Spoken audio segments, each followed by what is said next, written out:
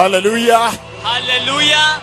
Let us pray right away Hebu tuombe moja kwa moja in the glorious name of Jesus. katika jina la utukufu la Yesu. Let us pray right away. Hebu tuombe moja kwa moja. Mighty Father, Baba mkuu, heaven is your throne, mbingu ni enzi yako, and your glory covers the earth. na utukufu wako waufunika dunia. Father, there is no greater time Baba, hakuna wakati mwingine mkubwa in the history of the church katika historia ya kanisa, when, yes, indeed, wakati ambapo kwa kweli they needed so much to hear from you. walihitaji zaidi kusikia toka kwako. Authority and power Mamlaka na uweza belongs to you, Jehovah. ni zako wewe Yehova. And tonight here, Na usiku wa leo hapa we are gathered here tumekusanyika hapa to appreciate you, Jehovah, kukushukuru wewe Yehova for the cross kwa sababu ya msalaba and the blood na damu that delivers men, ambayo inawakomboa wanadamu, sets them free, kuwaweka huru and heals them. na kuwaponya. That until now, Lakini hadi wa sasa, ya kwamba mpaka sasa the blood of Jesus damu ya Yesu is still flowing ingali inatiririka and setting men and women free na kuwaweka waume kwa wanawake huru from deception, kutoka kwa udanganyifu, from evil, kutokana na uovu, from sin, kutoka kwa dhambi, and liberating them na kuwaweka huru and healing them na kuwaponya and bringing them into your glorious kingdom. na kuwaleta katika utukufu wa ufalme wako. Father, arrest their hearts Baba, teka nyara mioyo yao, that they may hear this ya kwamba wapate kusikia haya and prepare na kujiandaa for the glorious coming of the Messiah. kwa sababu ya kukuja kwa Masihi kwa utukufu, In the mighty name of Jesus. katika jina kuu la Yesu. So it shall be. Na hivyo ndivyo itakavyokuwa. Amen. Amina. Hallelujah. Haleluya. Hallelujah. Haleluya. Glory. Utukufu. Glory. Utukufu. We don't have much time. Can you just sit down? Hatuna muda wa kutosha. Ketini tu chini. Now, Sasa listen, precious people. sikiliza watu wa dhamani. I am going to give a special message here. Ninaenda kupeana ujumbe speciali hapa. And it's a long message. Na ni ujumbe mrefu. But we have 1.5 hours to do this. Lakini tuko tuna saa 1.5 kufanya haya. But I want to say this. Lakini nataka niseme hivi, That for those of you who can get the website, ya kwamba kwa wale wenu ambao mnaweza kupata mtandao, repentandpreparetheway.org. repentandpreparetheway.org. Repent Repent and prepare the way. and prepare the way. .org. You'll find the prophecies there. Utapata unabii pale. I have been writing the scroll of the Lord. Nimekuwa nikiliandika gombo la Bwana. All the prophecies and the visions are there. Unabii yote na pia maono yote yako pale. They are free of charge. They are in PDF. Ni bure bila malipo, iko katika PDF. All those are on the web. I'm not going to deal with them here. Hayo yote yako kwenye mtandao, siendi kukabiliana nayo hapa. But you'll see a lot of revelation. What does that mean to the church? Lakini utaona ufunuo mwingi, hayo yamanishani kwa kanisa. You can really go to the website Unaweza ukaisoma yote kwenye mtandao and find them. na uipate huko. But tonight, Lakini usiku wa I leo want to speak about something very important. nataka nizungumzie kitu ambacho ni muhimu zaidi. Listen, precious people. Sikilizeni watu wa dhamani. Tonight, Usiku huu wa leo I want to continue the conversation. nataka niendelee majadiliano. The conversation Majadiliano of the visitation for this hour. ya mtembeleo wa saa hii. This visitation here. Huu mtembeleo hapa. And you'll see a lot of things come out Na utaona mambo mengi yamejitokeza about the condition of the church today. kuhusu hali ya kanisa leo hii. Especially globally, Haswa sana dunia yote, but much more so in Kenya also. lakini zaidi sana hapa Kenya. Many things will come out tonight, Mambo mengi yatajitokeza usiku wa leo, including kuhusisha the way out njia ya kutoka of where the church is right ya now. mahali ambapo kanisa lipo sasa hivi. Listen, precious people. Sikilizeni watu wa dhamani. When we met in Nakuru, Tulipokutana Nakuru, in Nakuru, kule Nakuru, I spoke to you niliwazungumzieni about this glory, kuhusiana na utukufu huu. and I said Nami nikasema that this glory, ya kwamba utukufu huu, this visitation, huu mtembeleo, brings a message to the church. unaleta ujumbe kwa kanisa. And I said Nami nikasema that in the Bible, ya kwamba katika Biblia it was promised iliahidiwa that this visitation ya kwamba huu mtembeleo would come. ungekuja. And we saw Nasi tuliona that, for example, Isaiah, ya kwamba kwa mfano Isaia, when Isaiah saw this visitation, wakati Isaia aliona huu mtembeleo, Isaiah describes the nature, Isaia anaelezea hali yake, and then he gives the purpose. alafu anapeana kusudi. He calls it the morning dew. Anauita umande wa asubuhi, And he says the purpose na anasema kusudi lake is to prepare the church for heaven, for going. ni kuandaa kanisa kwa sababu ya kuondoka. And so today, Na hivyo basi leo hii I want to recap a little bit for those who were not with us. nataka nirudie kidogo tu kwa wale ambao hawakuwa pamoja nasi. Listen, precious people. Sikilizeni watu wa dhamani. And I said Nami nikasema that every time the Lord speaks, ya kwamba kila wakati Bwana anenapo we must refer to the Bible. lazima tuashirie Biblia, And only in the Bible, na ni katika Biblia pekee once we can line up mara tu tunaweza kulainisha that conversation hayo majadiliano with the word, pamoja na neno. therein Hapo ndani is the revelation. puko ufunuo. And I said Nami nikasema that whenever the Lord wants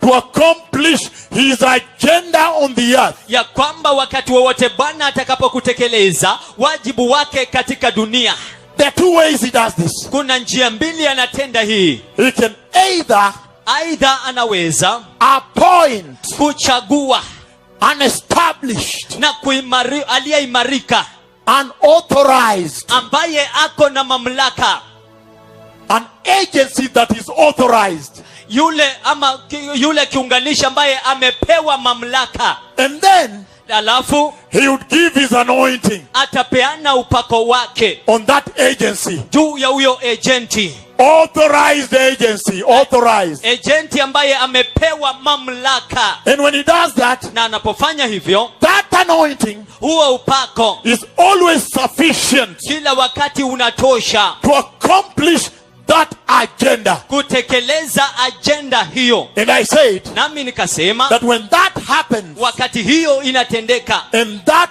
authorized agency na huyo agenti ambaye amepewa mamlaka is executing that agenda, anatekeleza ajenda hiyo, I said nikasema the anointing therein upako mle ndani is what bespeaks ndio ambao unanena the life of God maisha ya Mungu and the power of God na nguvu za Mungu that is endowed in that agency. ambayo imewekwa juu ya huyo wakala. And I said another way, Nami nikasema kwa njia nyingine, like some of the scriptures we read in the Bible, kama vile baadhi ya maandiko ambayo tuyasoma kwenye Biblia, like the coming of the Messiah, kama kukuja kwa Masihi, he says, anasema and the Lord himself naye Bwana mwenyewe will come down. atashuka chini. So another way Kwa hivyo kwa maneno mengine, is by God himself coming down. kwa Mungu wangu mwenyewe kushuka chini. And at that time, Na kwa wakati huo you see the glory of God. munaona utukufu wa Mungu. And I know they're on the screens. You can see them all over. Na najua iko kwenye screens, mweza kuiona kote kote. This visitation here, Huu mtembeleo hapa, the glory of God. utukufu wa Mungu.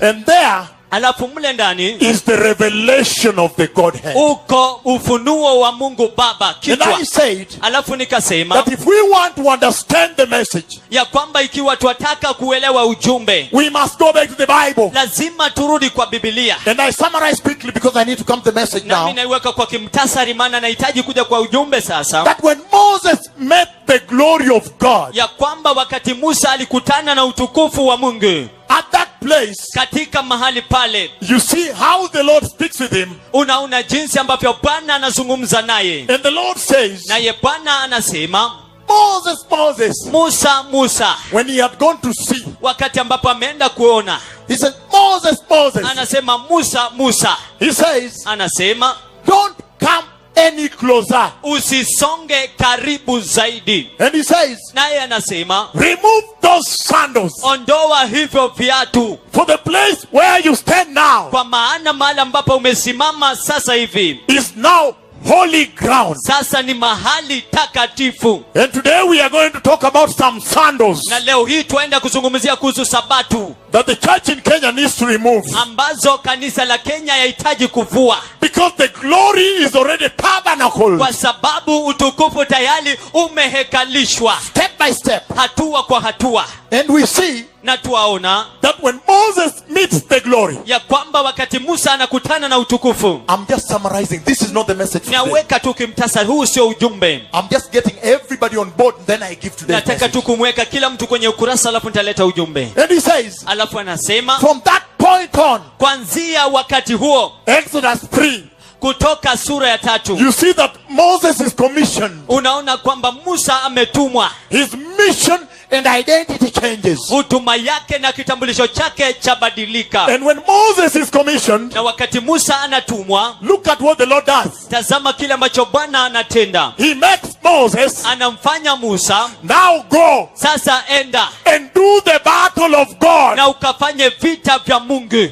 at the kingdom, at the palace of Pharaoh. katika ufalme, katika ikulu ya Farao. To do the battle of God Ufanye vita vya Mungu and release God's people. na uwafungue watu wa Mungu. And I went to a second example. Alafu nikaenda kwa mfano wa pili. Another example, Mfano mwingine the book of Joshua. katika kitabu cha Yoshua. And I said Nami nikasema that in Joshua chapter 5, ya kwamba katika Yoshua sura ya when 5, Joshua encounters the glory of the Godhead, wakati Yoshua alikutana na utukufu wa Mungu kichwa. again, Tena Yoshua, don't come any closer. usisonge karibu, Remove those sandals. ondoa viatu There is vyako. a common denominator. Kuna jambo la kawaida, Kuna jambo moja ambayo ninaushika zote. kuna jambo moja ambalo linahusisha zote: The removal of sandals. kuvua sabatu. Why? Kwa nini? Because the glory is now here. Kwa sababu utukufu sasa uhapa. And so, Na hivyo basi, after that, baada ya hiyo, Joshua asked, Yoshua anauliza, are you for us or not? je, uko upande wetu ama sivyo? But from that contact, Lakini kutokana na kukutana huko, Joshua is sent Yoshua anatumwa to do the battle of God kufanya vita vya Mungu and fight the enemies of God na kuwapiga maadui wa Mungu in Jericho, kule Yeriko, to be able to release the children of God. ili kuweza kuachilia watoto wa Mungu. And I said, Nami nikasema another place is this, mahala pengine ni hapa that the glory has now come. ambapo utukufu sasa umekuja. Could it be that the Lord is saying Je, yawezekana kwamba Bwana yuwasema that the glory is now in, ya kwamba utukufu sasa umo ndani and the church has encountered the glory? na kanisa limekutana na utukufu? That the Lord is now saying, Ya kwamba Bwana sasa anasema, Church of Christ, kanisa la Kristo, don't come any closer now. usisonge karibu tena, Remove those sandals, toeni viatu vyenu, for the place where you standeth kwa maana mahali mnaposimama is now holy ground. sasa ni mahali patakatifu. And then he's saying, Alafu kisha yuwasema, therefore you must go hivyo basi lazima uende and do the battle of the Lord na ukafanye vita vya Mungu and release the people of the na Lord. ukawaachilie watu wa Mungu.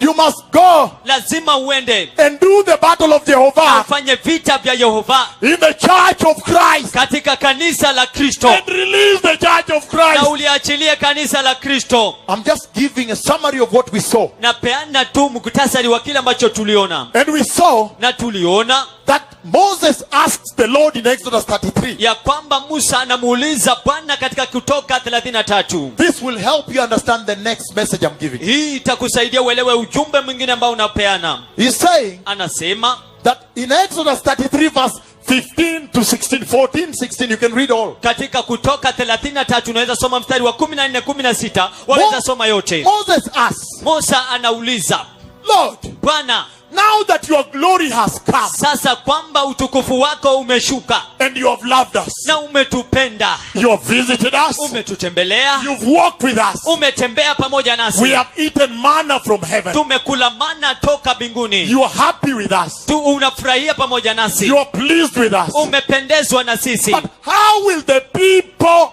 in the world there Lakini je, watu wa ulimwengu kule know, kujua, that you are pleased with me ya kwamba unapendezwa nami and your people? na watu wako? And I don't know what Moses expected. Na sijui kile ambacho Musa alitarajia. Maybe expected some kind of something to be given, something to go show. Labda alitarajia kwamba apewe kitu aende aonyeshe. But listen to what he says. Lakini tazama kile anachosema. We saw that he said Tunaona kwamba alisema that whenever the glory of the Godhead comes down, ya kwamba wakati wowote utukufu wa Mungu kichwa unashuka chini. that is the divine presence of God. Huo ndio uwepo halisia wa Mungu. Number one. Jambo la kwanza. And that when the glory comes down, the divine presence, ya kwamba wakati uwepo wa Mungu unashuka chini, then he says, basi anasema that place of visitation mahala pale pa mtembeleo is sanctified. pametakaswa.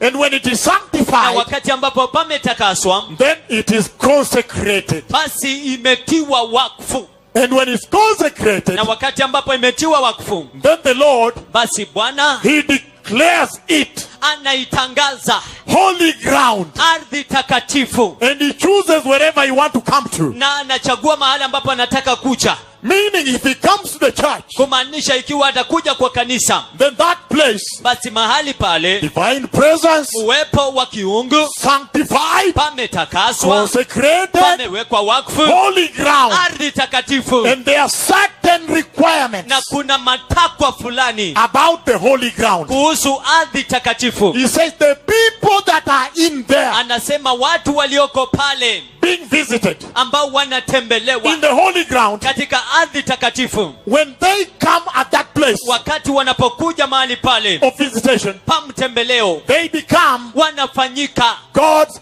holy people. watu wa Mungu watakatifu. I am going to talk to the church in Kenya. You can see how I'm building it. Ni mnaenda kuzungumza na kanisa la Kenya, unaweza ona jinsi ambapo naijenga, Because I realize kwa sababu nagundua that I have been rebuking sin for more than 10 years in this land and all over the world. kwamba nimekuwa nikikemea dhambi zaidi ya miaka 10 katika nchi hii na kote kote katika dunia, Rebuking the love of money nikikemea kupenda pesa in the church. katika kanisa, Rebuking the gospel of prosperity nikikemea injili ya ufanisi in the church. katika kanisa, Rebuking the false prophets nikikemea manabii wa urongo that come to you. ambao wanakuja kwenu. Some of them tell you, Baadhi yenu wao wanakuambia, I have a meeting in Safari Park Hotel. niko na mkutano Safari Park Hotel, Every person 14,000 for dinner with me, kila so I can mtu give you the word. kila mtu 14,000 kwa sababu ya chakula cha jioni pamoja nami, ili have niwapatie neno. I've been rebuking those false apostles, Nimekuwa nikiwakemea hao mitume wa uongo, those false prophets, manabii wa uongo, false teachers, walimu wa uongo, immorality, usherati and everything else. na kila kitu kinginecho. But you can tell how I'm building this up. Lakini unaweza kusema jinsi ambavyo naijenga hii. He says, Anasema divine presence. uwepo wa kiungu. Number 2. Jambo la pili, He says, anasema sanctified. bali pametakaswa. Number 3. Jambo la tatu, That wherever that glory comes, ya kwamba mahali popote wa utukufu unakuja consecrated. pamewekwa wakfu. Once consecrated, Mara tu imewekwa wakfu, then he declares basi anatangaza holy ground. ardhi takatifu, And the people in there na watu waliomo mle ndani are now declared by God, sasa wanatangazwa na Mungu, God's holy people. watu wa Mungu watakatifu, Especially haswa sana because they are given a task, kwa sababu wamepewa wajibu, a holy assignment wamepewa wajibu takatifu to observe a holy worship. ili waweze kuzingatia ibada takatifu. And he says, Naye anasema once God's holy people at the place of visitation mara watu watakatifu wako katika mahali pa mtembeleo, will observe that holy worship, watazingatia hiyo ibada takatifu, and the glory comes down na utukufu unashuka chini whenever they worship. wakati wowote wanapoabudu. Then he says Kisha yuwasema that at that place place, ya kwamba mahali pale those people, hao watu they convert wanageuka and become na wanafanyika God's treasured possession. milki ya Mungu takatifu. So we went through that. Kwa hivyo tulipitia hiyo. And so when Moses asked Na hivyo basi Musa alipouliza that how will those people out ya kwamba je, wale watu wa kule nje know that you have come, watajua kwamba umekuja, you have visited, you love us? umetutembelea, unatupenda? He answered Alijibu that whenever that visitation takes place ya kwamba wakati huo mtembeleo unafanyika and you become God's treasured possession, na mnafanyika milki ya Mungu, he says anasema those people, hawa watu the following things apply. mambo yafuatayo yanatendeka. The people of visitation of the cloud, Watu wa mtembeleo wa wingu, he says, anasema their talk changes, mazungumzo yao yanabadilika, their walk changes, utembeo wao unabadilika, their salvation changes, wokovu wao unabadilika, their worship changes, ibada yao inabadilika, their companions change. wale wanaoshirikiana nao wanabadilika. He says Anasema their dressing change, mavazi yao inabadilika,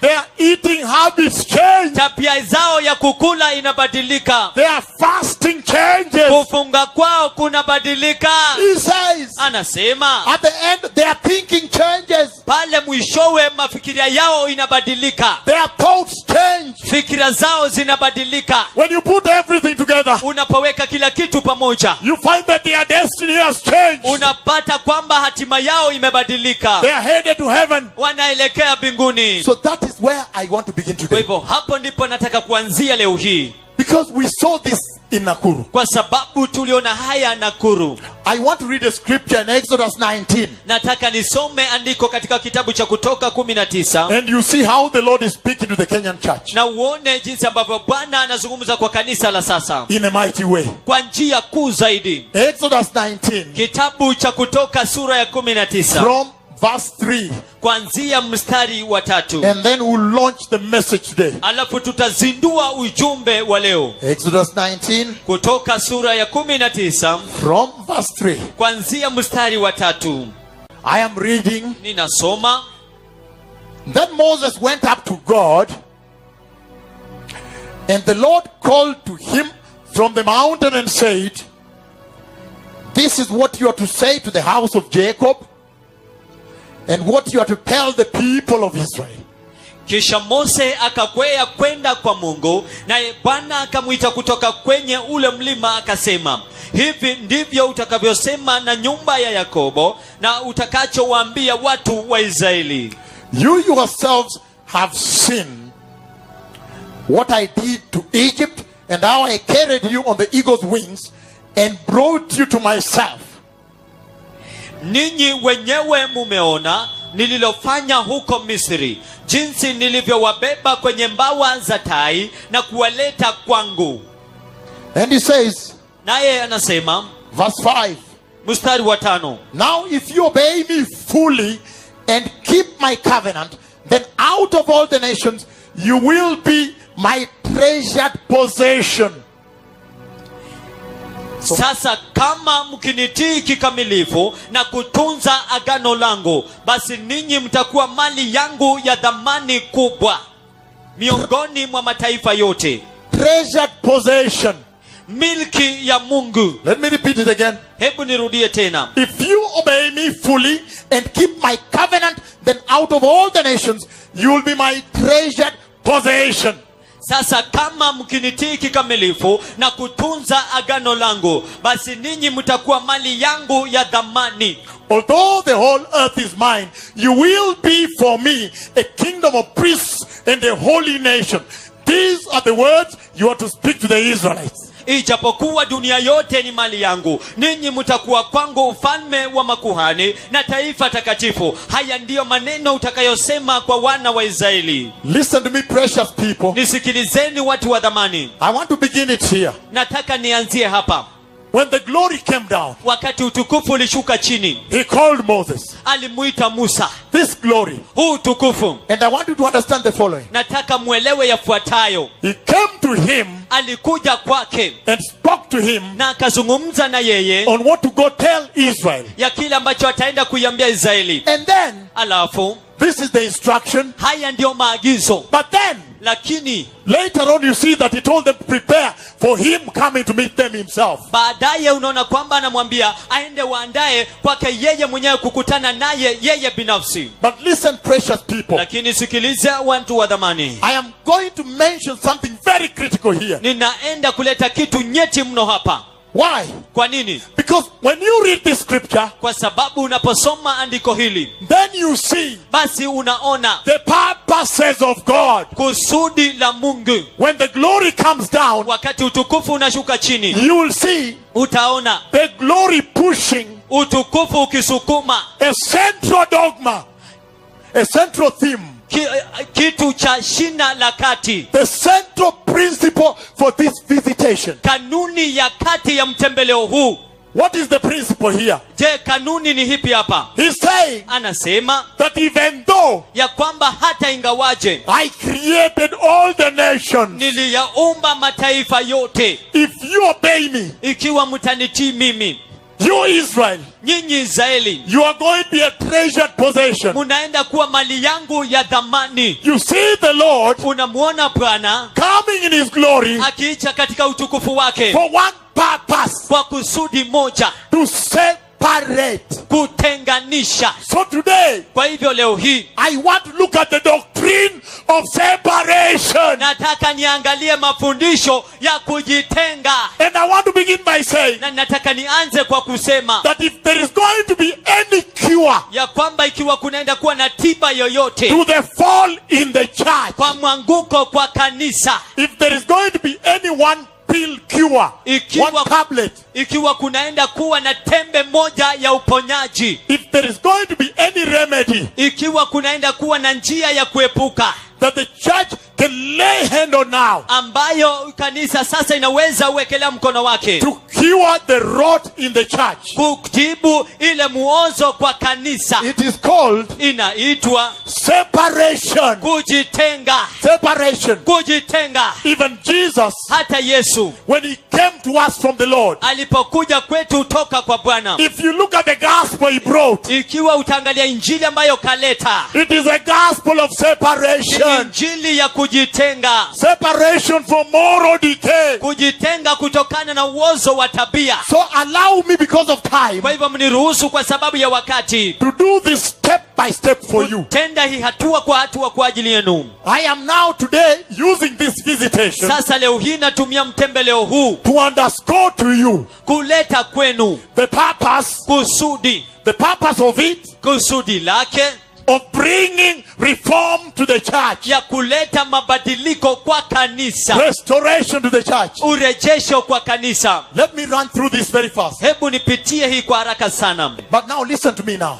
lakini sasa mnisikize. I want to talk about Nataka nizungumzie kuhusu how this visitation jinsi huu mtembeleo comes to consolidate unakuja kuunganisha the gains zile faida that Jesus made on the cross. ambazo Yesu alitengeneza kwa msalaba, And central among them na mojawapo ya kati is that at the cross ni kwamba katika msalaba he brought us separation. alituletea kujitenga. Listen to this focus now. Sikiliza, inilenge sasa.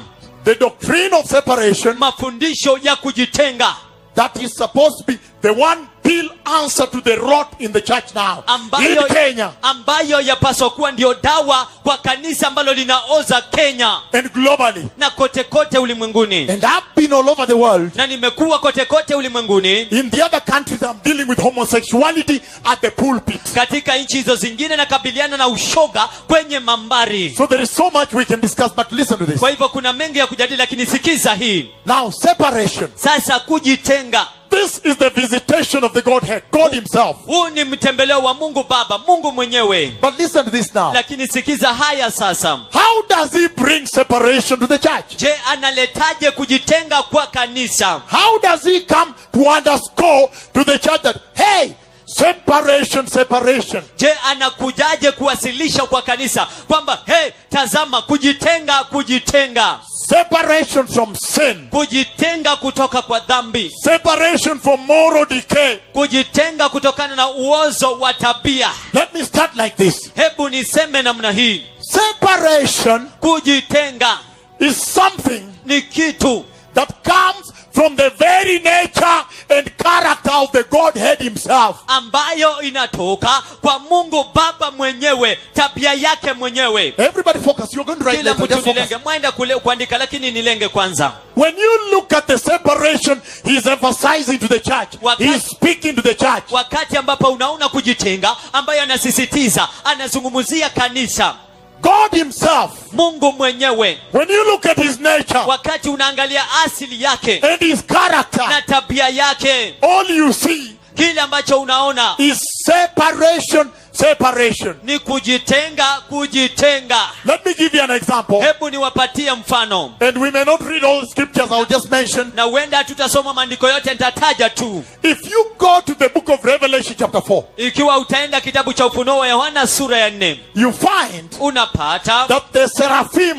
ya kwamba serafimu, very good, they say the creatures around the throne of God. ya kwamba vile viumbe vilivyo hai vilivyo karibu na enzi ya Mungu. I said when you focus on me because of time, you take more. Nasema unaponilenga unachukua mengi. He's saying even those of you in your homes. Anasema hata wale mlio katika maboma yenu. He's saying Anasema that this message of separation from this glory of visitation ya kwamba ujumbe huu wa kujitenga kutoka huu utukufu wa mtembeleo is the one going to cure the church today from the fall we see on TV. ndio ile ambayo inaenda kuliponya taifa leo hii kutokana na mwanguko tunaona kwenye runinga. But how does he do it? Lakini je, anaitendaje? Focus on me now. Munilenge sasa. He's saying Anasema that number one, ya kwamba jambo la when kwanza, you look at the very nature and character of God himself, wakati unaangalia asili yenyewe na tabia ya Mungu mwenyewe, this is what you find. hiki ndicho upatacho, That the creatures around the throne of God, ya kwamba viumbe walio hai wanaozunguka enzi ya Mungu, the seraphim,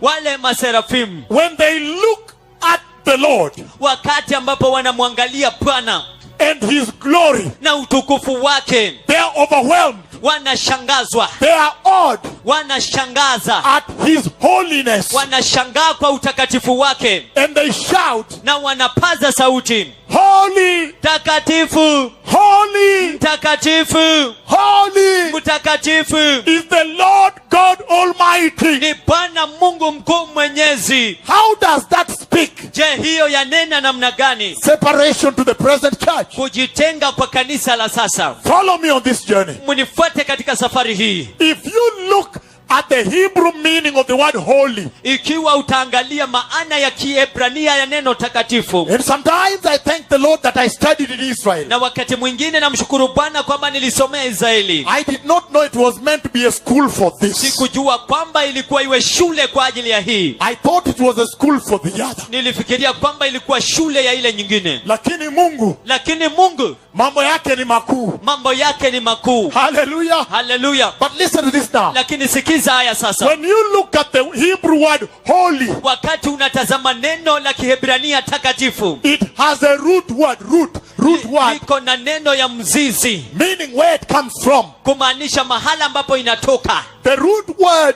for holy in Hebrew Neno la mzizi la takatifu kwa Kiebrania means the following: inamaanisha yafuatayo: set apart. kuwekwa kando. Set apart Kuwekwa kando means kumaanisha separated. kujitenga. So you can essentially say Kwa hivyo kimsingi waweza sema that when the seraphim are shouting because of the awesome glory and holiness, ya kwamba wakati maserafi wanapiga paza sauti kwa sababu ya utakatifu wa Mungu of the Lord, wa Bwana, you can say they're essentially saying, unaweza sema kimsingi wanasema set apart, set apart, set apart is the Lord. amewekwa kando, aliyewekwa kando, aliyewekwa kando, aliyetengwa ni Mungu. Ametenganishwa, ametenganishwa. Ametenganishwa, ametenganishwa, ametenganishwa. The very nature of God speaks about separation that the church needs today. Asili yenyewe ya Mungu inazungumzia kuhusu kujitenga, kile ambacho kanisa inahitaji leo hii. And he has come to impart it into a church that has mixed up with moral decay. Na amekuja kuiwasilisha kwa kanisa ambalo limechangamana na muozo wa tabia. And I'm going to talk about the sandals later. Na ninaenda kuzungumzia kuhusu Sabato baadaye, That need to be removed when the glory has come. But let me first focus on this. ambayo inahitaji kuondolewa wakati utukufu umekuja. Lakini mnilenge kwanza. I'll mention a lot of sandals in the church. Nimetaja viatu kwa kanisa. I'll mention the false prophets, false apostles, Nitataja mitume wa uongo, manabii wa uongo, the preachers of prosperity. wahubiri wa ufanisi. I'll mention the worshippers you see on TV. They dance, they look at themselves. They look at, and then you wonder, is that how to worship the holy God of Israel? Alafu nitazungumzia I'm going kuhusu to mention, waabudu ambao I am wanaabudu going to wakijiangalia. mention Ninaenda kutaja the sandals that must be removed in Kenya. viatu ambavyo lazima viondolewe Kenya. But let me walk with me here. Lakini tembea na mimi hapa. He's saying, Anasema number one, jambo la the kwanza, very nature of God asili yenyewe ya Mungu bespeaks separation. inazungumzia kujitenga, That the Hebrew word separate, Yep. the Hebrew word holy, ya kwamba neno la Kiebrania takatifu that the seraphim shout, ambayo maserafi wanapaza sauti, holy, mtakatifu, holy, mtakatifu, holy is the Lord God Almighty. mtakatifu ni Mungu mkuu mwenyezi. And he says that Hebrew word holy Alafu anasema neno hilo la Kiebrania takatifu has a root word. liko na chanzo chake, And that root word na hilo neno lake la mzizi is set apart, ni kuwekwa kando, meaning separated. kumaanisha tenganishwa. But listen to this now. Lakini sikiza haya sasa, Holy takatifu and sanctified, na kutakaswa they share the same root word. inashiriki neno mzizi sawia. So in other words, Kwa hivyo kwa maneno you mengine can also say that the seraphim are shouting and their orders is holiness. unaweza sema kwamba maserafi wanapaza sauti, wanashangazwa na utakatifu wake, By saying, kwa kusema sanctified, ametakaswa, sanctified, ametakaswa, sanctified is the ametakaswa Lord God Almighty. ni Bwana Mungu mkuu mwenyezi. Look, two words. Tazama maneno mawili. No, this is very deep. Catch this here. Hii ni ya vilindini sana. Shika hii hapa. This is the first time I'm giving this globally. Hii ni mara ya kwanza anapeana hii kote kote ulimwenguni, And you'll not get it on TV na uwezi ukaipata kwenye runinga or any Christian, global Christian TV. ama runinga yoyote ya Kikristo kote kote ulimwenguni. There they are busy entertaining clients. Pale wako tu na shughuli kwa tumbuiza wateja. But I am talking about reforms, repentance in the house. Lakini nazungumzia mabadiliko, toba katika nyumba, Preparing for the glorious coming of the Messiah that I have seen. kuandaa kwa sababu ya kukuja kwa utukufu kwa Masihi ambaye nimemuona. Everybody focus on me because of time. Kila mtu nilenge kwa sababu ya muda. He's saying Anasema that holy, ya kwamba takatifu, root word, neno la mzizi, set apart, ametenganishwa, separated. ametengwa. And then, Alafu in other words, neno jingine sharing the same root, ambalo linashiriki mzizi sawia, sanctified. amewekwa wakfu. And another one, Kuna nyingine consecrated. amewekwa wakfu, ametakaswa. Listen very carefully, precious people. Sikiliza kwa umakinifu, watu wa dhamani. Even Isaiah, Hata Isaia, in the book of Isaiah, katika kitabu cha Isaya chapter 6 also, sura ya 6 pia, when Isaiah saw, wakati Isaya aliona holy, takatifu, holy, takatifu, holy takatifu is the Lord God Almighty. ni Bwana Mungu mkuu mwenyezi. Isaiah was awed. Isaia alikuwa,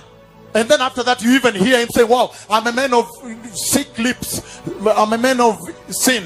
You know, alafu because utamsikia of baadaye the akisema, holiness. kwa sababu ya utakatifu, nasikia akisema kwamba mimi ni mtu mwenye midomo michafu. But listen to this now. Lakini sikiza haya sasa, I have said nimesema the nature and character of God himself, asili na tabia ya Mungu mwenyewe, even in his glory, hata katika utukufu wake, talks about inazungumzia kuhusu separation. kujitenga. So if we are going to worship him, Kwa hivyo ikiwa tunaenda kumwabudu, this is now number 2. sasa hii na nambari 2, And I'm summarizing. na ninaweka kimktasari. Number 2 is this. Jambo la pili ndio hii, He's saying anasema that if the nature of God ya kwamba ikiwa asili ya Mungu is that much set apart. ni hiyo alama kutengwa.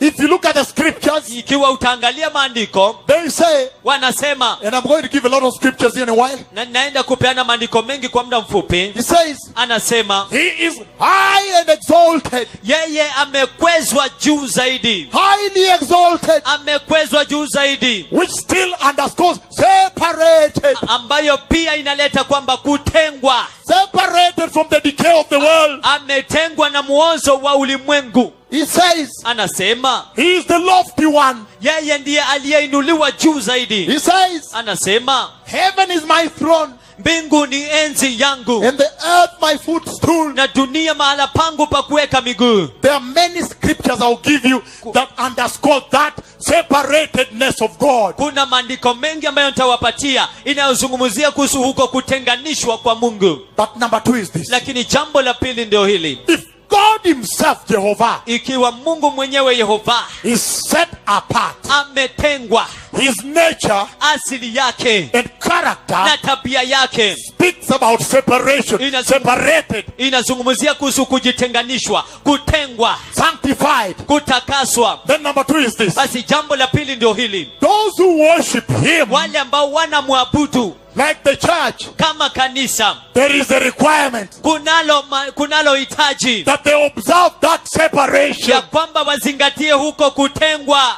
Nobody heard me. Hakuna mtu aliyenisikia. No, can I repeat? Je, naweza nikarudia? This is big what I'm saying. Hii ni kubwa ile ambayo unaisema hapa. This is the cure. Hii ndio tiba. He's saying, Anasema if he is that much separated, ikiwa ametengwa kiasi hicho, then even those who worship like the born again, basi wale ambao wanamwabudu kama ambao wameokoka, like the church, kama kanisa, there is a demand kunalo hitaji that they be able to walk in that separation. ya kwamba waweze kutembea katika huko kutengwa. Can we look at some scripture on this? Je, tunaweza angalia maandiko ya hii? Hallelujah. Haleluya. Is everybody with me? Je, kila mtu yuko pamoja nami? Amen. Thank you very much. Amina, asante. I'm going to 1 Corinthians. Read with me. Naenda Wakorintho wa kwanza, soma pamoja nami. Chapter 1 verse 2. Sura ya kwanza mstari wa pili. Hallelujah. Haleluya. Separation. Kujitenga.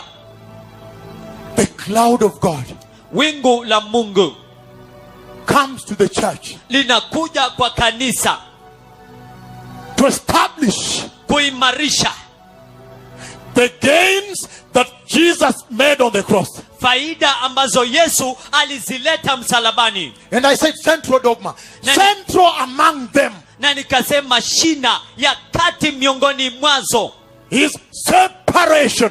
Separation. Separation. ni kujitenga, kujitenga, kujitenga. 1 Corinthians chapter 1 verse 2. Wakorintho wa kwanza sura ya kwanza mstari wa pili. Hallelujah. Haleluya. Hallelujah.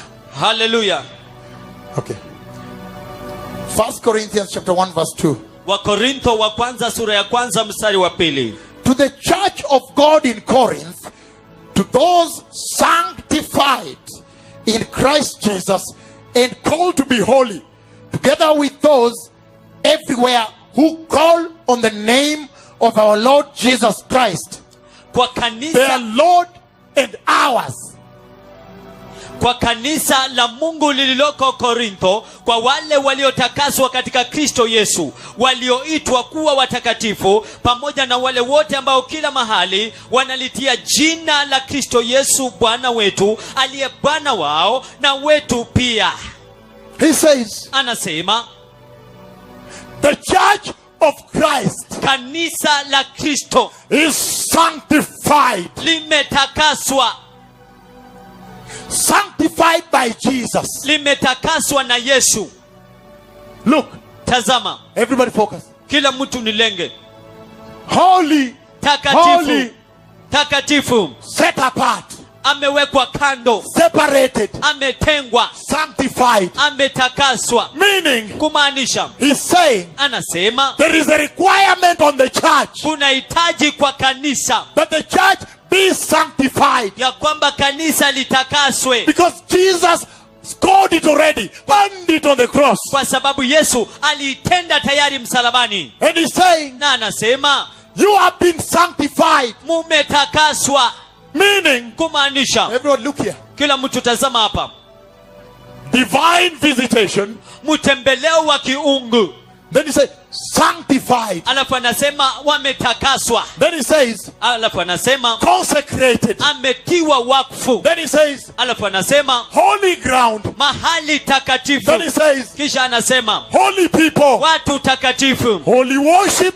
ibada takatifu. And then God's treasured possession. Alafu anasema milki ya dhamani ya Mungu. The way he's addressing the church Jinsi ambavyo analiashiria kanisa tells you inakuambia that he requires of the church kwamba anahitaji kwa kanisa to observe lizingatie separation. kujitenga.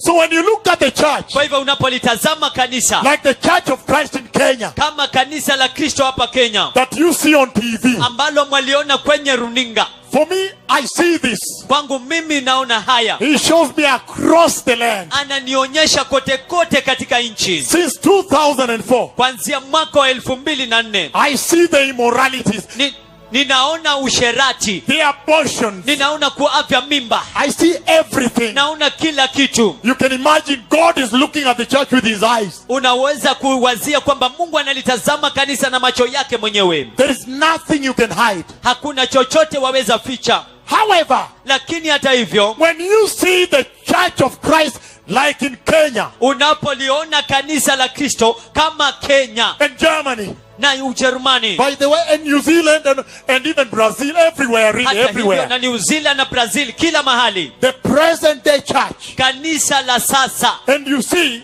na unaona that the church has entangled herself ya kwamba kanisa limejifungamanisha with the lenyewe moral decay of this world. na muozo wa dunia hii. The world is doing immorality, Ulimwengu unafanya usherati and she's doing immorality. na yeye pia anafanya usherati. The world is lying, Ulimwengu unadanganya and the church is na lying. kanisa linadanganya pia. Listen, precious people. Sikiliza watu wa dhamani. About 4 weeks ago, Yapata majuma manne yaliyopita, he spoke to me in that mighty conversation, a dream. alinena pamoja nami katika majadiliano hayo makubwa katika ndoto, And I went live globally on radio. na nilienda moja kwa moja hewani kupitia masafa ya redio. And I said, Nami nikasema, nilisema that the voice shouted from heaven ya kwamba sauti ilipaza toka mbinguni that no, ya kwamba la, no two prophets can prophesy at the same time.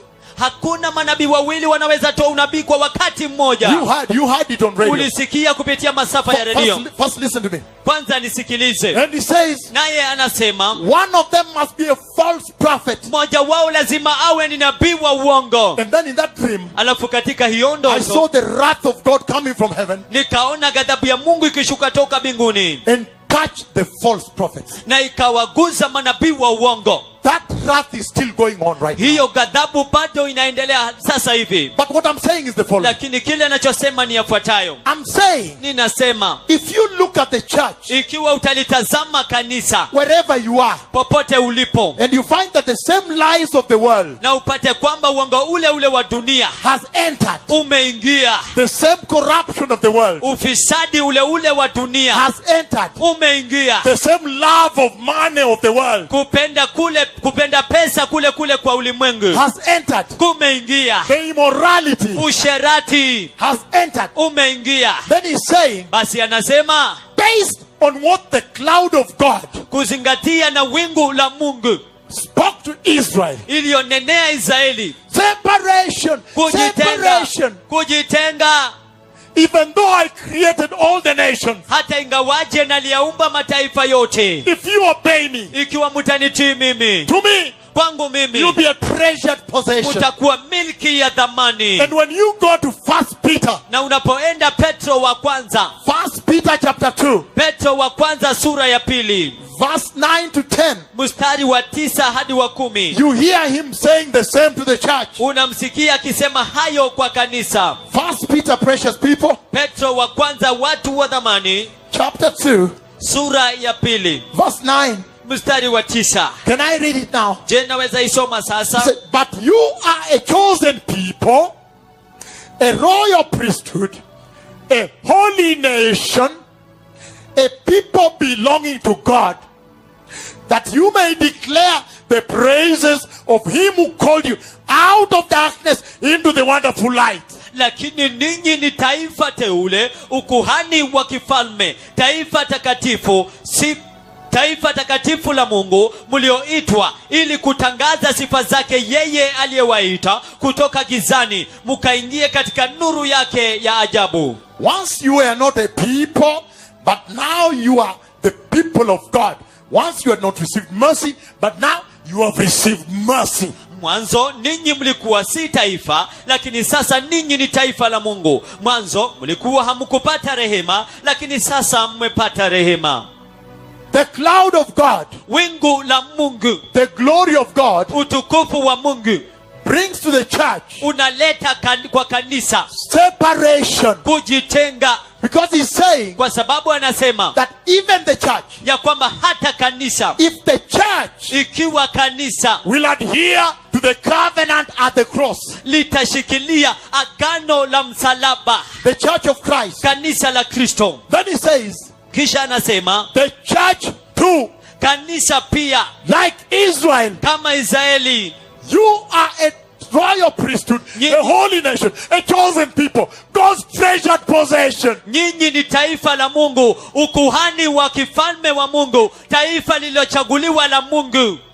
So what has happened to the church then? Basi nini limelitendekea kanisa basi? I'm just on number 2, don't lose me. Niko tu katika nambari 2, usinipoteze. Number 1, I said, jambo la kwanza nilisema, God's very nature, asili ya Mungu mwenyewe, speaks separation, separation, separation 3 times. Inazungumzia kujitenga, kujitenga, kujitenga mara 3. Number 2, I said, jambo la pili nilisema, therefore those that worship him, hivyo basi wale wanaomwabudu, there is a requirement kunalo hitaji to observe that separation. ya kuzingatia huko kujitenga. But listen, precious people, lakini sikiliza watu wa dhamani, number 3, jambo la 3 is more critical now. ni nyeti zaidi sasa. Hallelujah. Hallelujah.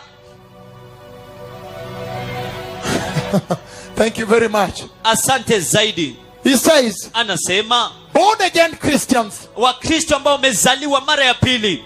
I'm saying born again, nazungumzia waliookoka, people that have received Jesus, watu ambao wameokoka, wamempokea Yesu and confessed him, na kumkiri, accepted him. wamemkubali. You ask them, unawauliza, are you born again? je, umeokoka?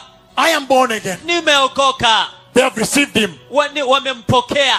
He says this. Anasema haya. Number 3 now. Jambo la 3 sasa, That born again Christians, ya kwamba Wakristo ambao wameokoka, meaning the church, kumaanisha kanisa, in her walk, katika mtembeo wake, her lifestyle, katika maisha yake, as much as if she is separated, ili mradi ametengwa, but in her walk lakini katika mtembeo wake and lifestyle, na mtindo wake wa maisha, there must be consistency. lazima kuwe na kuendelea. Let me put it better. Hebu niweke bora zaidi. He's saying, Anasema, once the church is separated, observe the separation. mara kanisa limezingatia kujitenga, He's saying, anasema, her walk and lifestyle, limetembea mtindo wa maisha, her walk and lifestyle mtembeo wake na mtindo wa maisha must be consistent with that separation. lazima uwe wa kuendelea na kujitenga. When you see the church in Kenya, Unapolitazama kanisa la Kenya, do you see the consistency? je, unaona kuendelea bila kukata tamaa ya kujitenga? Again I say, let me repeat. Alafu wacha nirudie. I say this cloud Nasema hili wingu is speaking volume to the church. inazungumzia ukuu kwa kanisa. And you can imagine Na unaweza kuwazia that here the glory has visited. ya kwamba hapa utukufu umetembelea, But elsewhere, lakini mahala kwingineko, I know that I've discipled a lot of thousands of pastors here. najua kwamba nimewachunga wachungaji wengi hapa. The Lord has allowed me sometimes to lay down nations to just do discipleship sessions in the thousands. Bwana ameniruhusu kuyaweka kando mataifa mengi, kufundisha tu, kuwafundisha wachungaji. Since 2004, kuanzia mwaka wa 2004 until now. hadi sasa.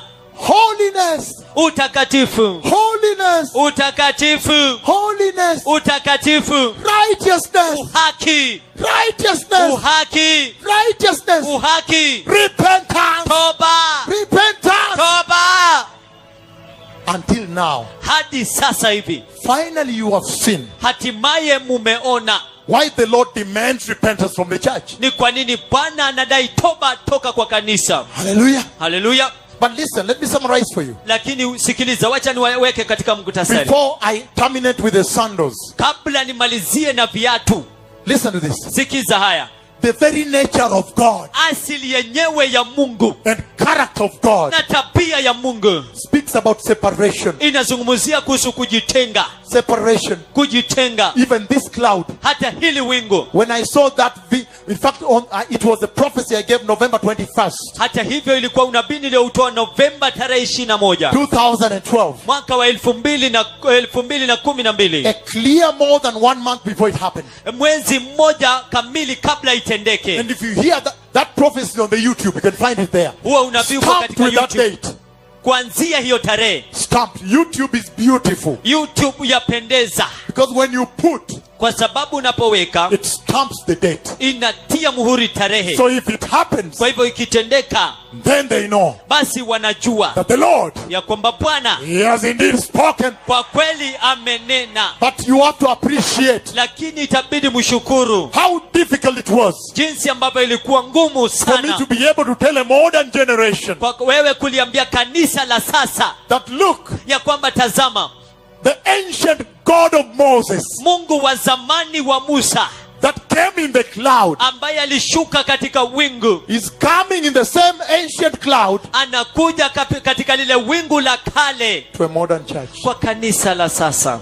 You must appreciate. Lazima ushukuru, But because of time, focus on it. lakini kwa sababu ya wakati nilenge, I am summarizing for you ninaweka muktasari kwa ajili the yenu. message that the Lord is giving through this visitation. Ujumbe ambao Bwana anapeana kupitia huu mtembeleo, He's saying anasema the very nature and character of God. asili ya Mungu na tabia ya Mungu mwenyewe. Even if you go to the book of Revelation chapter 4 Hata ukienda katika kitabu cha Ufunuo wa Yohana sura ya 4 or Isaiah chapter 6 verses 1 to 3, ama Isaia sura ya 6 mstari wa kwanza hadi wa 3, holy, takatifu, holy, takatifu, holy is takatifu the Lord God Almighty. ni Bwana Mungu mkuu mwenyezi. And he says, Naye anasema the root word, neno la mzizi, set apart, ametengwa, set apart, ametengwa, separated ametenganishwa is the Lord God Almighty. ni Bwana Mungu mkuu mwenyezi. The very nature of God,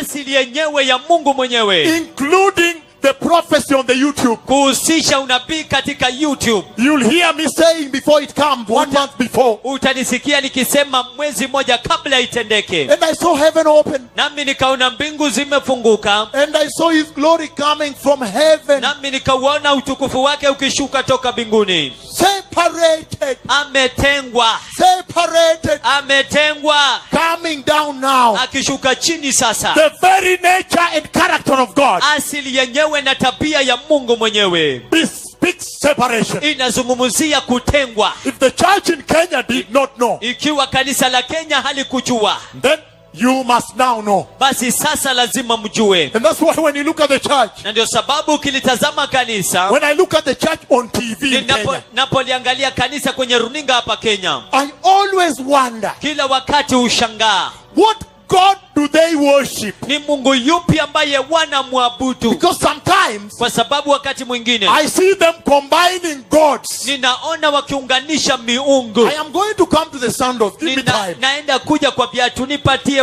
wakati. But sometimes it pushes me. Lakini wakati mwingine inanisukuma, Inanikula. inanikula, It eats me up. inanikula, And I'm forced to say it right na there. ninalazimishwa kuisema papo hapo. Sometimes when I watch, Wakati mwingine napotazama, I see your senior bishops ninaona maaskofu wenu wa ngazi za juu standing Pentecostal, wakisimama Pentekoste, Buddhist, Wabudhi, Hindu, Wahindu, everybody, every religion, Islam, everybody kila together. mtu, Uislamu, kila moja, kila dini pamoja. And yet I have news for the church. Na ili hali nimezoea kanisa, Separated. wametenga, Separated. wametenga.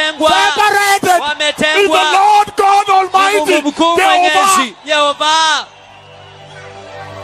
Oh yes.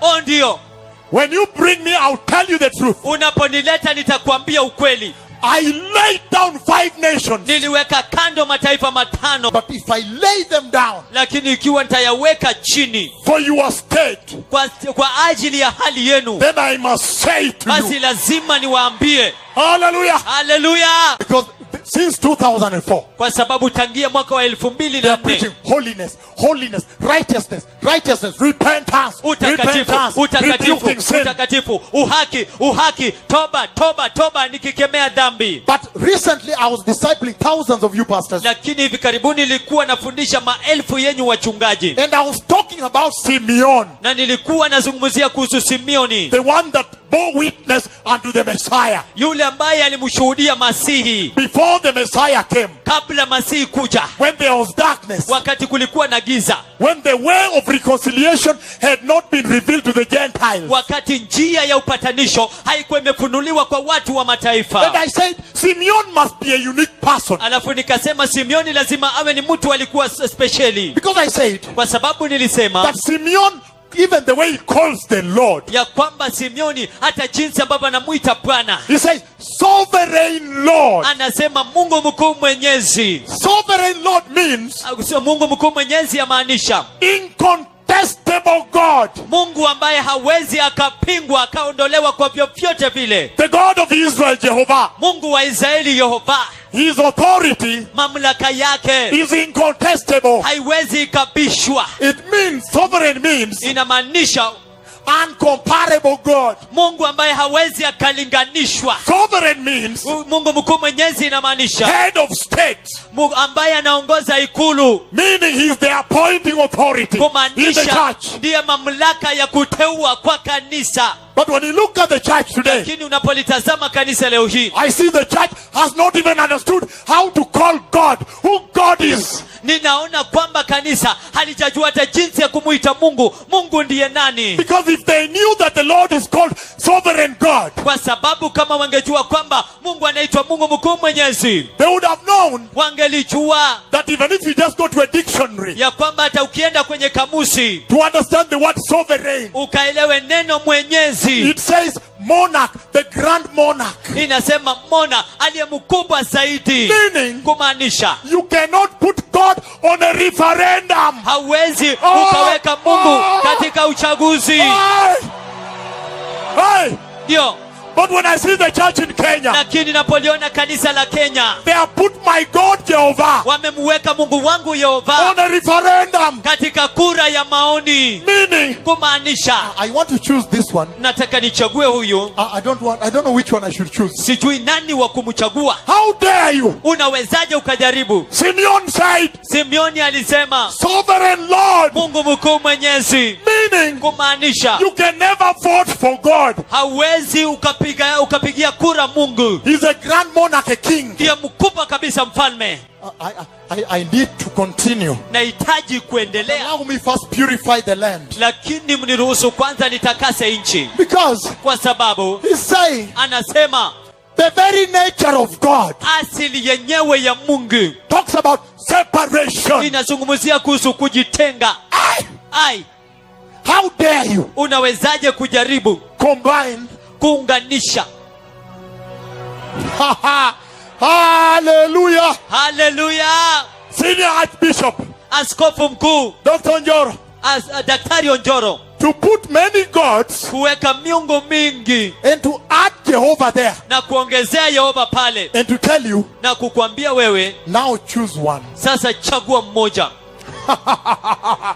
Kenya, Kenya, ole wako. ole wenu! I am announcing repentance in the church. Ninatangaza toba kwa kanisa, Repentance toba in the church of Christ. katika kanisa la Kristo, And I've announced it na ninaitangaza for 10 years. kwa miaka 10. Even today, Hata leo I am announcing ninatangaza repentance. toba. Hallelujah. Haleluya! Can I continue? Je, naweza kuendelea? Sit down. ketini chini. I said, Nilisema because of the short airtime on TV, kwa sababu ya airtime mfupi kwa runinga, we don't even have time to read the scripture. hatuna hata muda wa kusoma maandiko. I can summarize it for you. Ninaweza kuitia muktasari kwa ajili yenu. Can I go through it again? Je, naweza ifanya tena? And you find Na unapata the mixing. kuchanganya. Let me kneel down here and worship a statue. Hebu nipige magoti niabudu kinyago, sanamu. Let me agree with other gods Hebu nikubaliane na miungu mingine so we can do a press conference together. ili tufanye kongamano la wanahabari pamoja. Meaning, Kumaanisha we have all agreed now. sote tumekubaliana sasa. Hey, Ndio, our gods are now equal. miungu yetu sasa yatoshana. Whether you are just worshiping a cow Iwe unaabudu tu ng'ombe or a piece of wood, ama kipande tu cha mbao. I am now saying it's okay now. The gods are equal. Let's do a press Sasa conference nimesema together. inatoshana, miungu yote Hapana, inatoshana. hapana, hapana, hapana. I hapana. refuse. Ninakataa.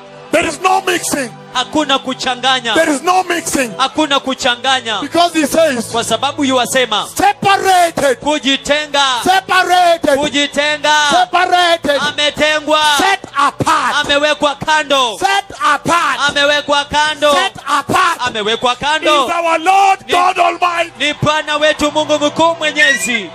I am running out. I am Ninakimbia going kwenda out. nje. I Ninaenda am nje. going. Ninaenda. I want to go out. Nataka kwenda. How? Yawezekanaje? How can you mix gods? Unawezaje kuchanganya miungu? How? Unawezaje? Hapana, Hapana. hapana, Hapana. hapana, Hapana. hapana. Hapana. You cannot mix. Hawezi The ukachanganya. very nature of God Asili yenyewe ya Mungu is separated. ni ametengwa. Hapana. Hapana. I've refused Nimekataa that Jehovah ya kwamba Yehova cannot be mixed. hawezi kuchanganywa. Hawezi. Hawezi. So the church in Kenya, Kwa hivyo kanisa la Kenya, step number 1, hatua ya kwanza, repentance. toba. And by the way, Na hata hivyo, repentance itself toba yenyewe means inamaanisha separation kujitenga from sin. kutoka kwa dhambi. Kenya, Kenya, the glory is visiting you. utukufu unawatembelea And you are busy mixing gods. na muna shughuli kuchanganya miungu. You surely must repent. Kwa hakika lazima Do you mtubu. understand me? Je, munanielewa? Do you understand when I came with fire here? Je, unaelewa kwa nini nilikuja na moto hapa? And I said, Nami nikasema fire is eating me. moto unanikula. I am bottled up. Nimejaa. There are some things I need to bring out. Kuna mambo ambayo nahitaji kuyatoa nje. Because when I look at the church in Kenya, Kwa sababu unapolitazama kanisa Kenya, oh, what a shame. ni aibu kiasi gani. I switch off. Ninazima. I cannot watch. Siwezi kutazama. Because I ask, Kwa sababu nauliza, Bwana DC, Bwana DC, I ask, nauliza, which God is that they are worshiping? ni Mungu yupi huyo ambaye wanamwabudu? Can I move on now? Je, naweza songa mbele So I sasa? said, Kwa hivyo nikasema, the cloud of God is speaking to the church. wingu la Mungu laitembelea kanisa. He's saying the following, Anasema yafuatayo, that the very nature of God ya kwamba asili yenyewe ya Mungu is separation. ni kutengwa. Number 2, Jambo la pili, that if there are those that worship him, ya kwamba ikiwa kuna wale wanaomwabudu like Israel, kama Israeli, to become a treasured possession kufanyika milki ya dhamani ya Mungu among all the nations of the earth, miongoni mwa mataifa yote ya ulimwengu, even them, hata wao they must observe this separation. lazima wazingatie kutengwa huko. Number 3 says Jambo la tatu yuwasema that if you are now separated, ya kwamba ikiwa sasa umetengwa, it is not alama ya kuweka kwa mgongo. sio alama ya kutiliwa mgongoni. He's saying Anasema that your lifestyle, ya kwamba mtindo wako wa maisha, he's saying, anasema and your walk, na mtembeo wako, when you walk unapotembea and do lifestyle, na kufanya mtindo wa maisha, it must be able to be consistent. lazima iwe ya kuendelea bila kukata tamaa. It must reflect Lazima iashirie that separation. huko kujitenga. And that's why I always tell pastors in this ministry, Na ndio sababu kila mara huambia wachungaji katika huduma hii, I always say, kila mara husema in God's calling, katika mwito wa Mungu there is no falling. hakuna kuanguka. Let me just go and fall Wacha niende tu nianguke so that I'll repent. ili kwamba nitatubu. Be careful. Jichunge. If there is any sin I've rebuked global, Ikiwa kuna dhambi yoyote ambayo nimekemea ulimwenguni kote, from Gisborne in New Zealand, the last end of the earth, kutoka Gisborne, New Zealand, upande mwisho mwingine wa dunia huko, to Uvascular near Russia or Finland, kule hadi Uvascular uppermost, karibu na Urusi ya juu kabisa, where the land is coming to an end now. mahali ambapo nchi inafikia karibu mwisho sasa, Finish land. nchi ambayo imekwishia, From imemalizika. Canada to Seoul, South Korea. Kutoka Canada hadi Seoul, Korea Kusini. That sin, Hiyo dhambi, sexual sin, dhambi ya ngono na usherati, that sin, hiyo dhambi, the gospel of prosperity in the church, injili ya ufanisi kwa kanisa, that sin, hiyo dhambi, false apostles mitume wa uongo in the church. katika kanisa. I am now on the sandals. Sasa niko kwenye viatu. That sin, Hiyo dhambi, the confusing voice of false prophets. ile sauti ya kuchanganya na manabii wa uongo. Let me finish now. Wacha nimalizie sasa. I have mentioned 3. Nimetaja 3. Can I mention the 4th one Je, naweza taja ya 4 before we go off air? kabla tuondoke hewani?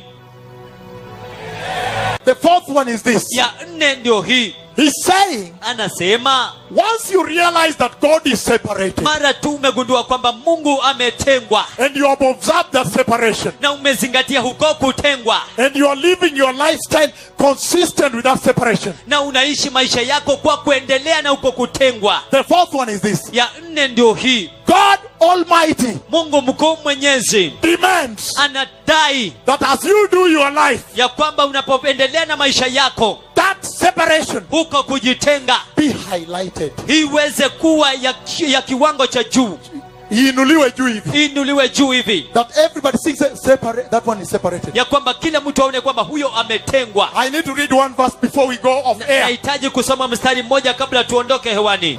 It is here. Leviticus chapter 10 verse 8. Mambo ya Walawi sura ya 10 mstari wa 8. Real quick, we have 5 minutes to go off air. Haraka sana, tuko tuna dakika 5 tutoke hewani. And millions of Kenyans are tuned in right Na now. mamilioni ya Wakenya wanasikiliza, wanatazama sasa hivi. This is beautiful Hii yapendeza because they are going to vacate those churches. kwa sababu wanaenda kuhama hayo makanisa. Nobody will ever lie to them again. Hakuna mtu atawahi watanganya tena. We need to get more airtime, right? Tunahitaji kupata airtime zaidi. Oh, we have been added 15 minutes, right? Tumeongezewa dakika 15. Hallelujah! Hallelujah! Hallelujah! Hallelujah! Hallelujah! Hallelujah! Hey! Ah, Hey! hey, The Lord helped me. Bwana alinisaidia. May the Lord bless you, NTV. Hebu Bwana wabarikie NTV. Hallelujah. Hallelujah! You are really you are on fire. Muko kwa moto kabisa. I am now reading Sasa ninasoma Leviticus chapter 10. Mambo ya Walawi sura ya Real 10. quick. Kwa haraka kabisa. God demands that separation be highlighted. Mungu anadai kwamba huko kujitengwa kukaweze kuinuliwa. Leviticus 8, he says, then the Lord said to Aaron, you and your sons are not to drink wine or other fermented drinks whenever you go into the tent of meeting, or you will die. Biblia yasema hivi mstari wa 8, kisha Bwana akamwambia Haruni, wewe na wanao msinywe mvinyo wala kinywaji kingine kilichochachuka wakati mwingiapo katika hema la kukutania, la sivyo mtakufa. This is the lasting ordinance for the generations to come. You must distinguish between the holy and the common, between the unclean and the clean. And you must teach Israel, the Israelites, all the decrees the Lord has given them. Listen to this now. You must distinguish between clean and unclean. You must distinguish between holy and unholy. Hili litakuwa agizo la kudumu kwa vizazi vijavyo. Ni lazima mtenganishe kilicho kitakatifu na kile kilicho cha kawaida, kati ya yaliyo najisi na yaliyo safi. Lazima mwafundishe Waisraeli amri zote ambazo Bwana aliwapa kupitia Mose. Do you see how the Lord demands that even as you live your life, that separation highlighted. Je, unaona jinsi ambavyo Bwana anadai kwamba unapoishi maisha yako ya kujitenga, huko kujitenga kukaweze kuinuliwa juu zaidi. I am finishing. I'm reading the next one. Ninamalizia na soma ifuatayo. Leviticus 20. Mambo ya Walawi sura ya 20. Verses 20 to 27. Mstari wa 22 hadi 27.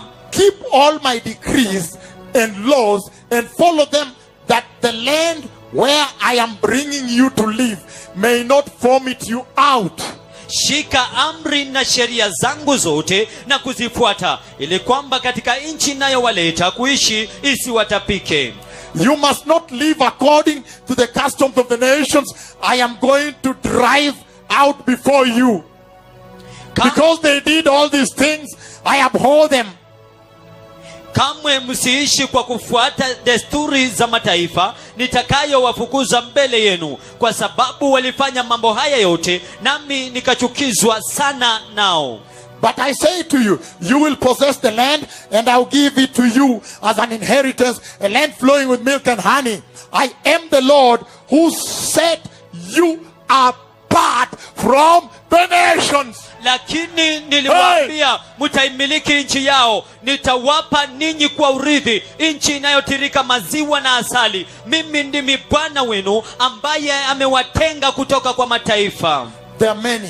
Kuna mengi. Colossians chapter 3, 5 to 10. Wakolosai sura ya 3 mstari wa 5 hadi wa 10. Ezekiel 22 verse 26. Ezekieli 22 mstari wa 26. Ezekiel 44, 23. Ezekieli 44 mstari wa 23. 1 Peter chapter 1 verse 14. Petro wa kwanza mlango wa kwanza mstari wa 14. Do you now understand? Je, sasa mnaelewa? In Exodus 13, Katika 33. Katika Kutoka 33, When Moses saw this cloud, wakati Musa aliona hili wingu, and then he went to the Lord. alafu kisha akamwendea Bwana. Lord, Bwana, now that you have come sasa kwamba umekuja and loved us na kutupenda and visited us na kututembelea and sisi dwelt among us na kukaa miongoni mwetu and led us, na kutuongoza, the way this cloud is now leading the church. jinsi ambavyo hili wingu sasa laongoza kanisa. Oh, look at the leadership tonight here. Tazama uongozi wa usiku wa leo He's hapa. heading to heaven with the church. Anaelekea mbinguni na kanisa. And he said, Lakini anasema now that you have done these things, sasa kwamba umetenda mambo haya, and also na pia you have given us food, manna umetupatia mana, chakula from heaven, kutoka mbinguni, how will the other nations of the earth je, mataifa mengine ya dunia know that you have loved us and we have eaten from your hands? yatajuaje kwamba umetupenda na tumekula toka mikononi mwako? And he finishes by saying, Na anamalizia kwa kusema, what will distinguish us? nini kitatofautisha sisi? Meaning, Kumaanisha, what will separate us? nini kitatutenga sisi? That when you see, Ya kwamba unapoona it will be highlighted itawekwa juu, that those people, ya kwamba wale watu, that church, ile kanisa they have been visited. wametembelewa. And he said, Na anasema, wherever my divine presence comes, wakati wowote uwepo wangu wa kiungu unakuja, that place mahali pale is a place of visitation. ni mahali pa mtembeleo. And just like Moses came close to the glory by fire, Na jinsi ambavyo Musa alikaribia ule utukufu wa moto, and I told him, nami nikamwambia, Moses, Musa, do not come any closer. usisongee karibu. First of all, Kwanza kabisa, remove those sandals, vua viatu vyako, for the place where you are standing kwa maana mahali ambapo umesimama is now holy ground. sasa ni ardhi takatifu. Divine presence Uwepo wa kiungu coming to a place ukishuka mahali sanctifies the place. unatakasa mahali hapo. When it sanctifies the place, Anapotakasa mahali hapo, that place becomes consecrated. mahali pale panatiwa wakfu. And if you look at the Hebrew meaning of the word consecrated, Na ukiangalia maana ya Kiebrania ya kutiwa wakfu, they say, wanasema, go and consecrate for me Aaron. nenda ukamtie wakfu Aruni. Meaning, Kumaanisha, go and set him apart. nenda ukamutenge. So consecration. Kwa hivyo kujitenga. And after that, Na baada ya hiyo he declares it holy ground. anatangaza ardhi takatifu. And when he declares holy ground, Anapotangaza ardhi the takatifu, people therein watu waliomo mle ndani are declared by the Lord wanatangazwa na Bwana holy people. watu watakatifu. And holy Na people watu watakatifu have a holy assignment. ni wamepewa wajibu takatifu. And that holy Na assignment, hilo wajibu takatifu, let my people go, wacha watu wangu waende, that they may go worship me. ya kwamba waende wakaniabudu. Holy worship. Ibada takatifu. And if they worship holy, Na ikiwa wataabudu kwa utakatifu, the Lord says, Bwana yuwasema, enough is enough. yatosha, imetosha. Now you are my treasured Sasa possession. nyinyi ni miliki yangu ya dhamani. And then he says, Alafu anasema, when you are now that level, wakati sasa muko katika hicho kiwango, visited by this cloud, umetembelewa na ili wingu, then your walk must change. basi mtembeo wenu lazima ubadilike. Your talk must change. Mazungumzo yenu lazima Your yabadilike. heart must change. Moyo wenu lazima ubadilike. Your worship must stop showing and looking at yourself. Ibada yenu lazima ikome. They lift the legs also. Kujionyesha, alafu wanainua miguu pia, wanajiangalia. Ona vile mimi ni mrembo, they say. Ona They vile do mimi ni like that. mrembo, wanafanya hivyo. He says Anasema that worship must change. hiyo ibada lazima ibadilike. Your mind must change. Mawazo yenu lazima Your yabadilike. friends must change. Na nguvu zenu lazima Hata zibadilike. marafiki zako. Hata marafiki wako. And he says, Na alafu anasema, if you look at that church, ikiwa utalitazama hilo kanisa, even her destiny has changed. hata hatima yake She's imebadilika. headed to heaven. Anaelekea mbinguni. But listen to the most important. Lakini sikiza iliyo muhimu In zaidi. Genesis chapter 3, Katika Mwanzo sura ya 3, Adam and Eve, Adamu na Hawa, verse 8, mstari wa 8, they walked with God walitembea na Mungu in the cool of the day. katika utulivu wa And siku, the original plan, na waliishi katika hiyo nchi. the original plan Mpango wa asili did not have death. haukuwa na kifo. If they were to be holy, Ikiwa walikuwa wawe watakatifu, set apart, wametengwa and righteous, na wenye haki, and separated, na wametengwa, they would have lived in paradiso. wangeishi Paradise forever. paradiso, wangeishi paradiso milele. Paradise for us now is in heaven. But you Paradiso can imagine, kwetu sisi it kwa was mbinguni. here. It was here. Lakini ilikuweko hapa. That's why the cherubim were there. Ndio sababu makerubi walikuwa huko. And he says, Na ndio sababu anasema Adam and Eve walked with God, Adamu na Hawa walitembea na Mungu, but when they sinned, lakini walipotenda dhambi, death came.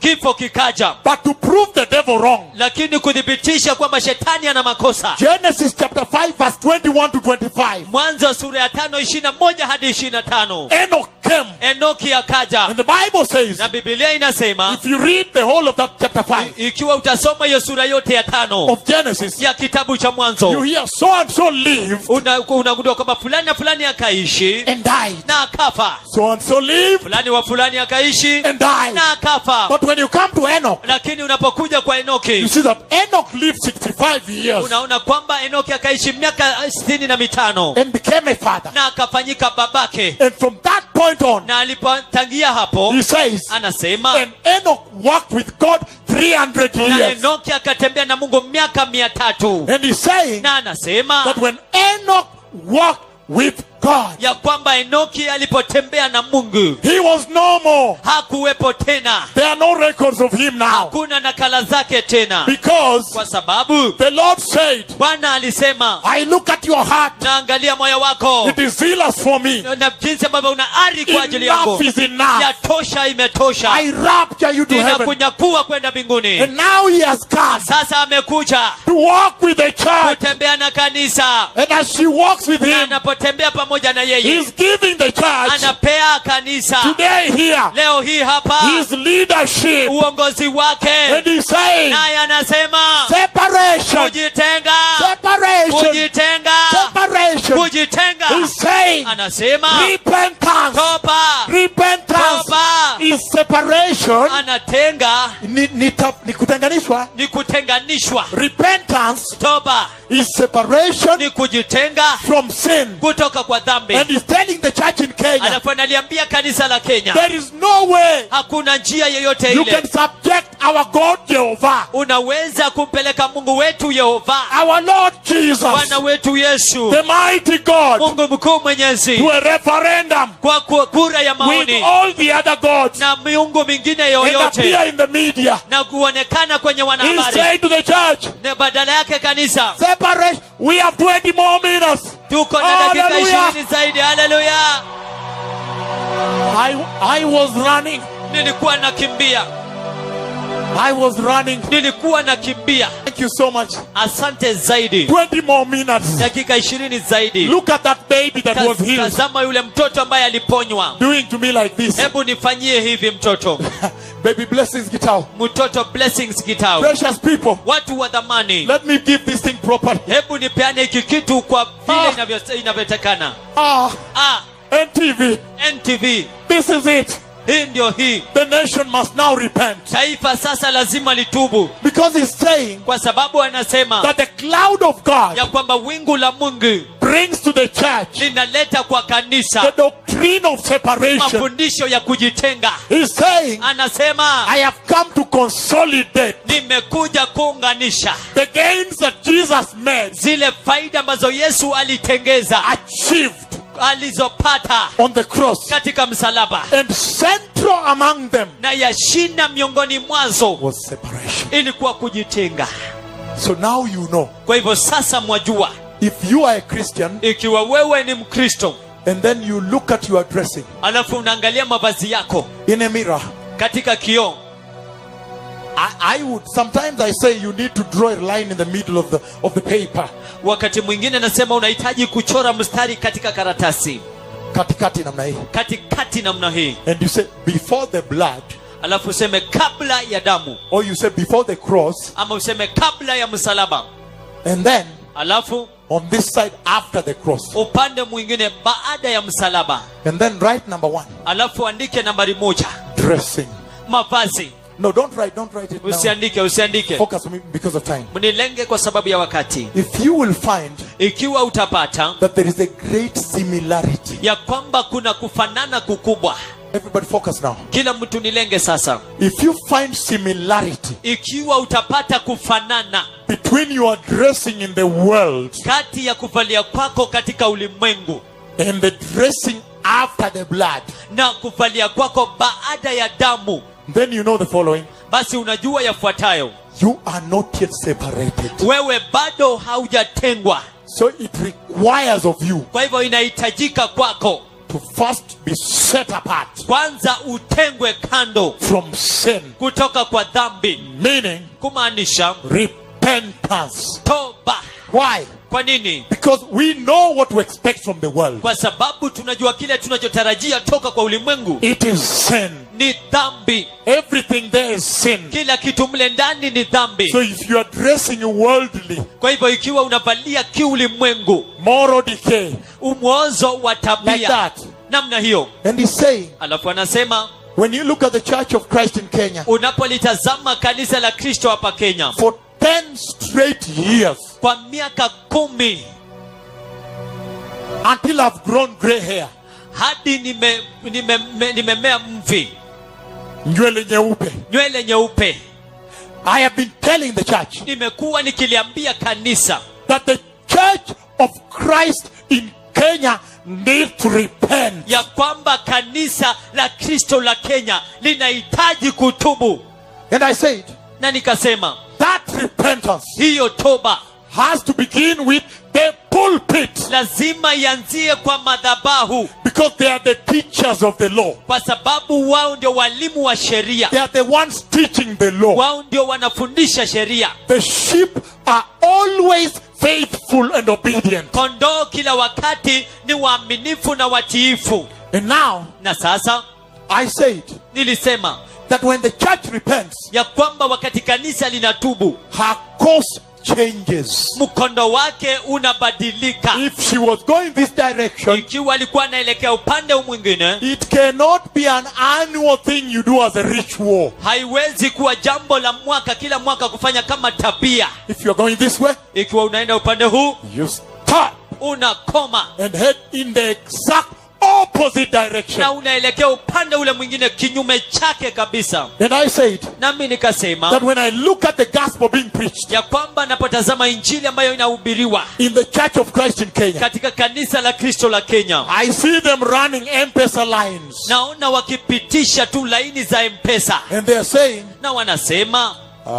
I have a prophetic word for you.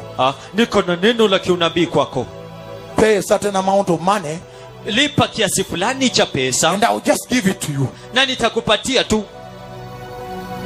And I asked, Nami nauliza, since when tangia lini did Isaiah the prophet, Isaia nabii, did Jeremiah the prophet, tangia lini Yeremia nabii, Malachi, Malaki, Ezekiel, Ezekieli, since when tangia lini did the prophets of God manabii wa zamani tell Israel, walichukua Israeli, God has spoken to me about you. Mungu ameninenea kuhusu ninyi, Please tafadhali prepare a certain seed andaa mbegu fulani, because I need to release that word. kwa sababu nahitaji kuachilia hilo neno. And I said, Nami nikasema that is the true definition hiyo ndiyo kiashiria cha kweli of witchcraft ya uchawi in the church. katika kanisa.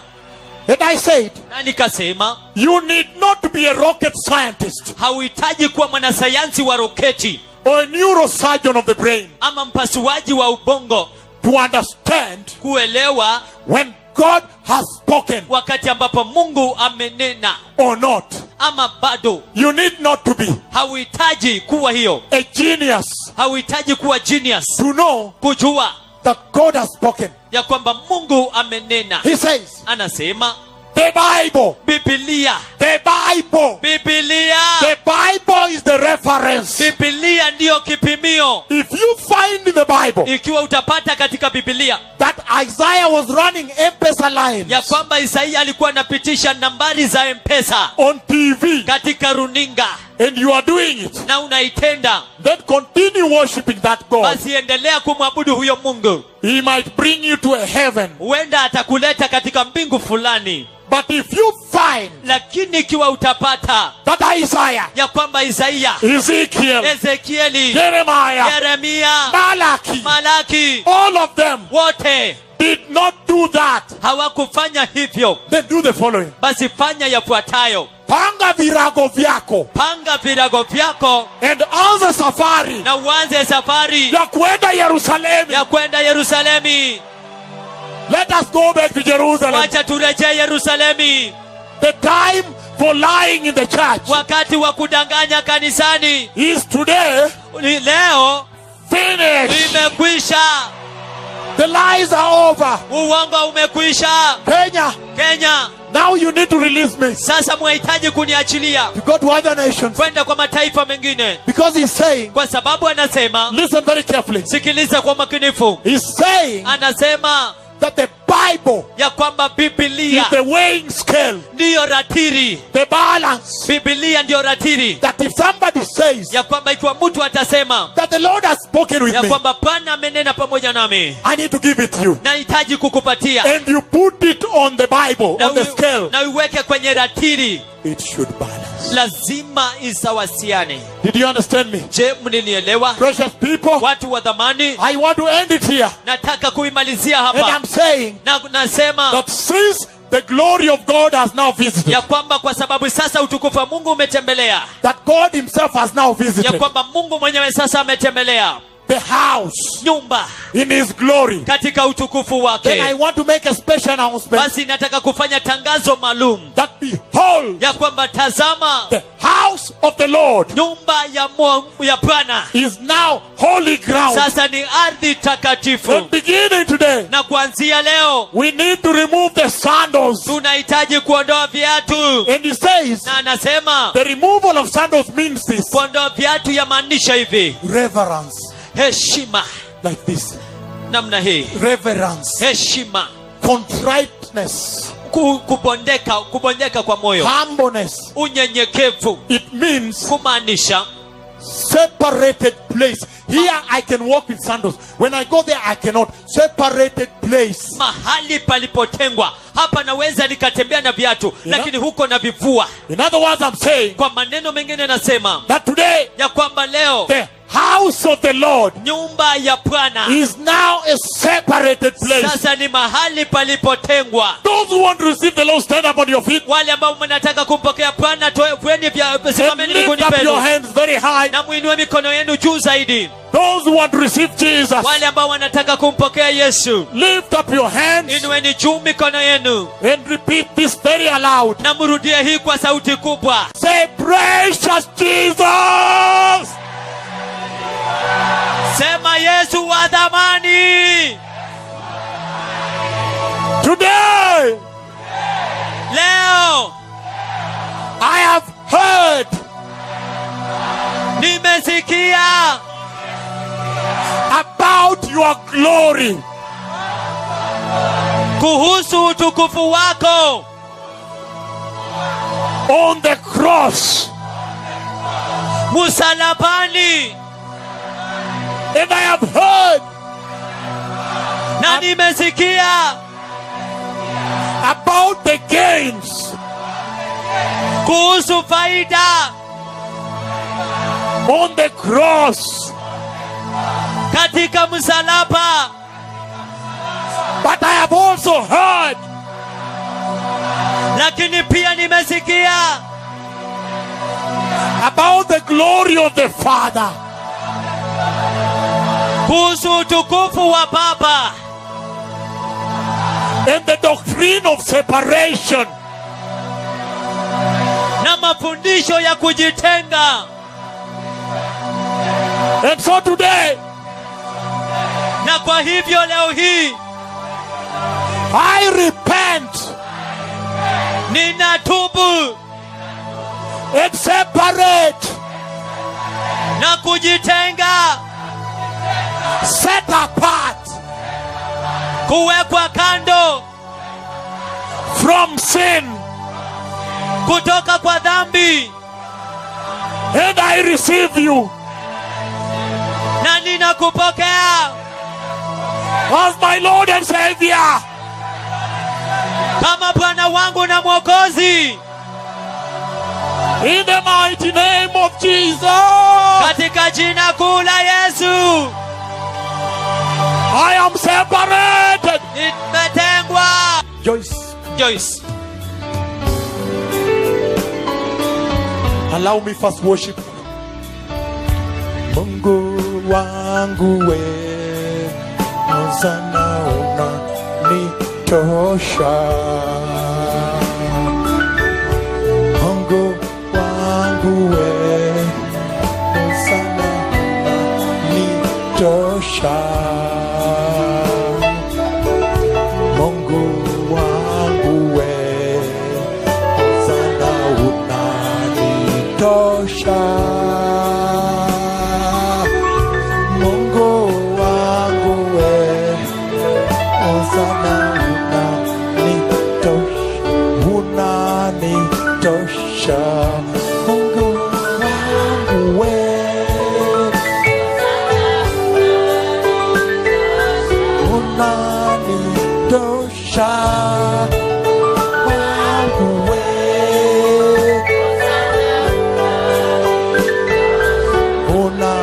unanitosha.